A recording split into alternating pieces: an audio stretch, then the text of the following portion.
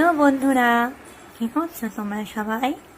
দেখো, মিছরি দিদুন বাড়ি এসে তার সব থেকে প্রিয় দিদি বলে দিদির সঙ্গে এখন সন্ধ্যাবেলা খেলতে বসেছে। বলে দিদি আর তার মিছরি বোনকে খুব ভালোবাসে, সময় পেলেই তার সঙ্গে খেলতে বসে যায়। দিদির সঙ্গে সে কত ভঙ্গিতে খেলা করছে দেখো, একবার চলে যাচ্ছে আবার চলে আসছে, বল ক্যাচ ক্যাচ খেলছে। সে কত রকম খেলা, আবার টুপি পরিয়ে দিচ্ছে, টুপি খুলছে, আবার সেই টুপি নিয়ে টুপি টুপি খেলছে। এইভাবেই সারাটা সন্ধে বলে দিদির সঙ্গে খেলা। বলে দিদি বলছে, এখন বনু আমি বাড়ি যাই, আবার কাল আসবো। কিন্তু সে তো আর শুনবে না, সে বলে দিদিকে কিছুতেই বাড়ি যেতে দেবে না। বাড়ি চলে যাওয়ার নাম করলেই সে কান্না করছে।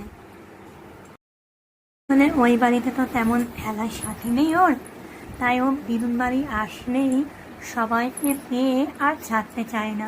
সে এখানে আসলে পরে সবার সাথে